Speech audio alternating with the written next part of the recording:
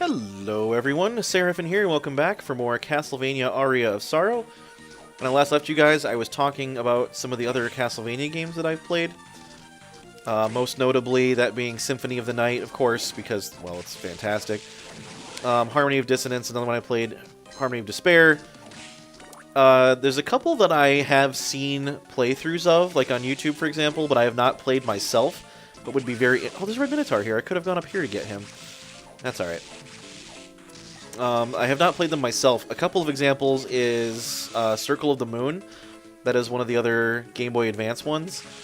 I'm told it's okay, but it's by far not the greatest of the Game Boy Advance ones, obviously. This one can be argued to be the best Game Boy Advance Castlevania. There's a few. There's this one, there's Circle of the Moon, Harmony of Dissonance. I think... Don't quote me on this. I think Order of Ecclesia is on a Game Boy Advance. It might be on DS. One of the two. There wasn't that many on DS. There's the Stolas already. That's one of the ones I needed. Int increased by 16. I still need Rubicon, as I'm trying to get here. I would love it if he would just drop his bloody soul already. I don't remember what's down this way. I don't think it's anything I need, so we'll just go back the way I came real quick. Let's see if I can't get Rubicon to drop. Anyway, so Circle of the Moon, this one, Harmony of Dissonance. Like I said, I think Order of Ecclesia is on this console too. I know Dawn of Sorrow, the sequel, is on DS. Portrait of Ruin is on DS. More Succubus Soul, not that I need it. So anything on handheld really is actually pretty solid. I'm hard-pressed to think of any handheld Castlevania that's bad. Apart from, again, Harmony of Despair, or Harmony of Dissonance rather, not bad. But it's not great either. So, if you're looking for a good example of a good handheld Castlevania, that one's not the best choice. Bale, I need that guy. I gotta figure out where the best way to get him is. Man, Succubus Souls are just dropping like flies now.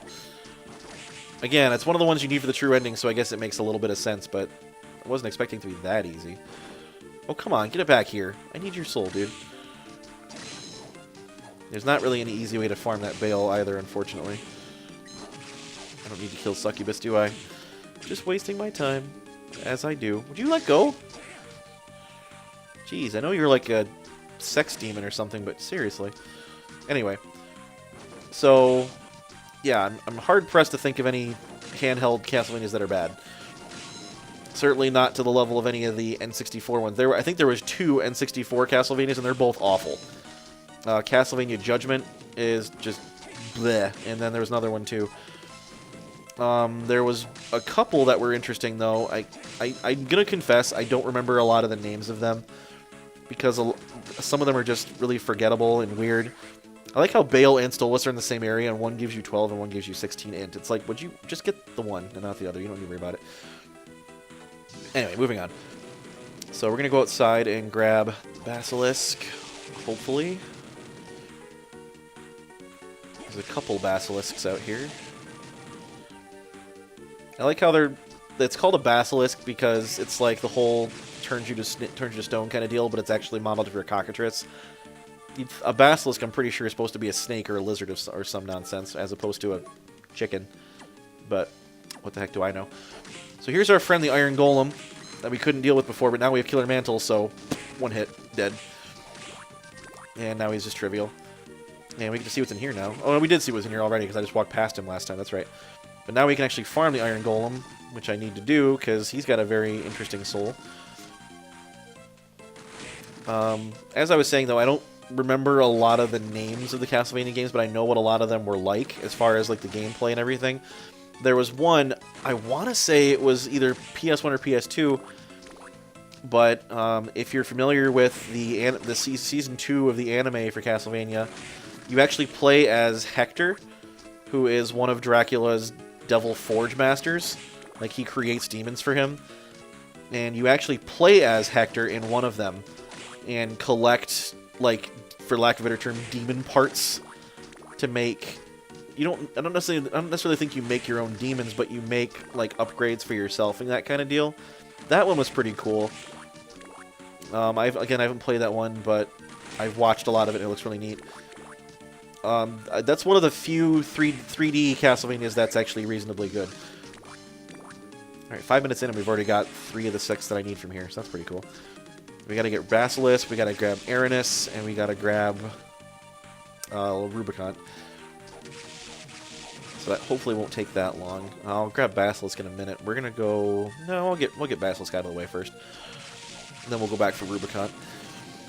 There's lots of those in that one corridor, so... The problem is those things hurt like a truck, and they like to hover above you, which is incredibly irritating. Oh, pfft, stupid eye laser beam. I don't understand why they shoot it downward and diagonal like that. You'd think they'd be a little more effective if they shot it straight ahead. But then I guess it'd be even more annoying to dodge. So I guess I understand why they don't do it. But at the same time, if you're looking for an effective enemy, this is not. But I digress. At any rate, I'm trying to think of some other really good ones that I have played or have watched more of, and I'm kind of drawing a blank a little bit right now for some reason. There actually haven't been that many in recent years, simply because the series is a little bit at a stalemate, or a standstill rather. I don't know if Konami has any plans for releasing more of them. I'm sure they do. It's a very lucrative franchise, certainly, and one of their most recognizable ones. But they haven't really been hitting it out of the park lately. Lords of Shadow was terrible, as I mentioned, and did not sell well. So I imagine that's been kind of making them a little hesitant to go back to that particular fountain. But if they can find a decent development team and can put out a good title, I think that'll very much revitalize the series. In fact, it can be argued that the anime has already done so. The anime is incredibly good and incredibly popular. So I imagine that was a key driving point for bringing back some attention to the series. And with any luck, they will use that that popularity and that launching off point to put out a new game. And that will hopefully get players back into the series and back into the franchise. That's what I hope for, at any rate. I would very much love to see that. No promises, obviously, because, well, it's Konami. This is the same company that fired Hideo Kojima, and thus is not putting out any good Metal Gear Solid games anymore. Another franchise that I'm also a big fan of. I don't know why they did that, but at any rate, not the biggest fan of Konami right now, but if they can keep up the good work with the anime that they've been doing, which by all accounts they will, because it's incredible, and if they can put out a decent Castlevania title, I think that will bring a lot of players back to it, and that will help them, you know, keep the series alive for a little while longer. It's not that I think it's dying by any stretch. It's just I think this is an issue that a lot of game developers have been having within just the last decade even. There's Basilisk. Defensive strength increases and offensive decrease. So it's a tanky soul. At any rate, I think a lot of game developers have been having this problem lately. And I say problem, it's really self-inflicted. Where they're more focused on making money as opposed to making good games. And the reason I say that is because it would seem self-apparent, at least you would think, that if you make a good game, people are going to buy it and you'll make money off of it. So why not focus on making the game good as opposed to just making a bunch of games that are meh and selling a bunch of those? Like, focus on making 1 or 2 good games that'll sell really well and make money off of those, as opposed to just putting out a lot of installments because you want to crank out titles at a reasonable rate. I think that makes far more sense. But I'm just a lowly game consumer. What do I know? There's more Minotaurs up here. I completely blanked about these. At any rate, so that's my take on the whole matter, and I guess my word is far from gospel in that regard, but it's been my experience that if gamers like something, they'll pay through the nose for it.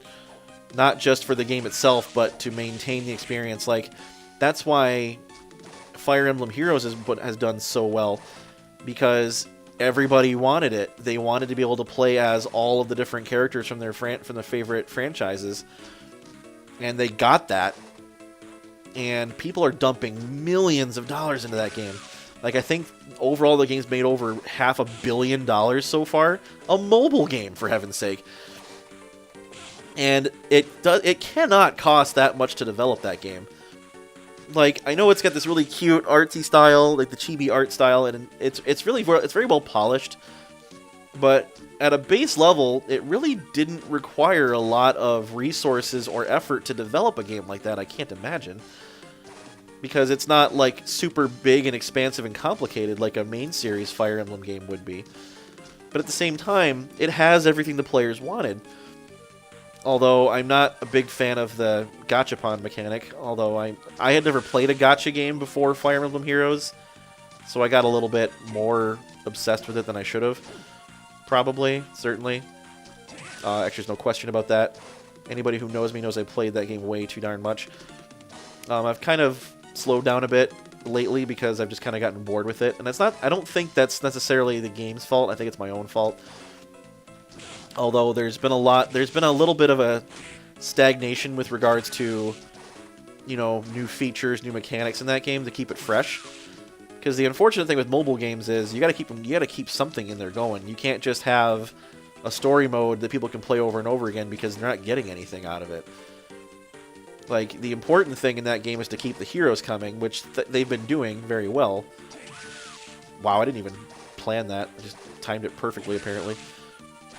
At any rate, that's the most important thing, is keep the heroes coming to keep it fresh. But also, regrettably, the Heroes development team at Intelligent Systems have been doing a lot of, I'm going to say, less than consumer-friendly practices lately that a lot of people in the community are a little upset about. It wasn't as bad as last year with the whole Ira debacle and Rajat thing. Those of you who are followers of the community will know what I'm talking about. I'm not going to bother explaining it because it's just too much.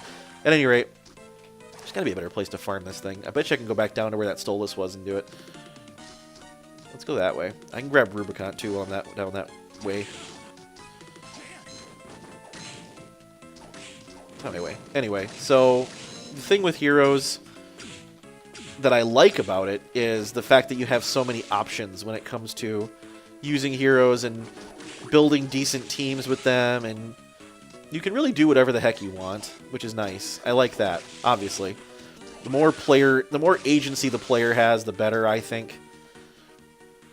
Your mileage may vary, I guess. I don't think that's a controversial opinion. More succubus over here. But what I was saying about Heroes is I like the idea of being able to build the team however I want to be able to build a team. The problem I have with it right now is they've done a lot of things that are really annoying. For example, right now they've completely broken the arena system, which was, for a lot of people, the primary draw for the game, I would argue, because it's the only real player versus player mode in the game. And it's not even truly player versus player, because you're not actually fighting against a live human being when you do that. You're fighting against a team that a human built, but the AI controls it, and often very much to a subpar effect. Which, if I'm being totally honest, I kind of prefer, because I'm not an overly competitive person. Let me quantify that. It's not that I don't like being competitive, or I'm not competitive. It's that I don't like games that are strictly, you know, competition-based. I don't like environments where all you're doing is being the best at something, because that doesn't seem fair. And a lot of you people will say, well, it's because you suck. And you know what? You're probably right to a certain extent. I'm not that great of a player when it comes to highly competitive things like Heroes, or like, that's part of the reason why I don't play things like Fortnite or PlayerUnknown Battlegrounds, or not only because they just don't interest me, but because I'm not into that competitive aspect of it. I don't like the idea of having to be the best one in the game in order to win, and that's really annoying to me. I don't play competitive Smash Brothers. I just play it for fun. You know, some friends and I get together and play it every once in a while, and we have a fun time. And we're all pretty well even skill-wise, so, you know, it's not a situation where I'm much better than my friends and I absolutely slaughter them every time we play. We're all pretty even. So the 3 or 4 of us that play it regularly it's going to be a toss-up on who wins based on what character we're playing. And I play a lot of board games, too. I don't know if I've ever mentioned that on this channel, but I play a lot of board games. I have a lot of board games. I gotta have at least over 100 at this point. And I don't play all of them obviously, because there's just too darn many of them. But I play a lot of board games. My Pathfinder group meets every week, or tries to at any rate, on Fridays. And if we're not playing Pathfinder, we're playing some manner of board game. And one of my favorites at this point, well, I have a lot of favorites, but I'm a big fan of Scythe. I don't know if anybody's played that. That is I think it's what's described as a 4X board game. But I'll go more about my board game habits next episode. So, that being said, all we need is the Rubicon Soul and the Final Guard. And as I was saying, I think there is an easier place to get the Final Guard after we do the true ending. So, we're going to go try to grab Rubicon real quick, and then we're going to go fight the boss. So, let's consider next episode to be, I guess, part 1 of the finale. Because I can't get the last 4 souls until... Well, I can get one of them, but there are 3 monster souls I can't get until after the true boss fight ending. So, next episode will be part 1 of the finale. We'll grab the Rubicon, we'll do the boss fight, we'll unlock the path to the true ending, and then we will progress that way, and I'll do some more soul farming. So, once I have all the souls, we will do part 2 of the finale, which will be the final boss fights and the true ending of the game, and that'll be that. And then I'll probably do the boss rush mode as an additional bonus episode at the end, just so you guys can see what that's like. So, 1 more week of Castlevania, then we'll be done. I know it's ran a long time, that wasn't my intention. I was hoping I'd get a lot of these done a lot quicker, but you know how it works. So, anyway, those of you who were waiting until the end of the soul farming episodes, start watching again next time. Because we'll be back on the road rather, for some story, and some exposition, and some other fun stuff. So, soul hunting as an overall concept is now finished, for lack of a better term. I have 1 more soul to grab, and then we're back on track. So, at any rate, if you're interested, stick around until next time. We're almost done. It'll be part 1 of the finale, as I said. So, until that time, thank you very much for watching. I really do appreciate it. It's been a really interesting ride so far, and I will see you guys next time. Until then, this has been Seraphin. Stay classy, internets.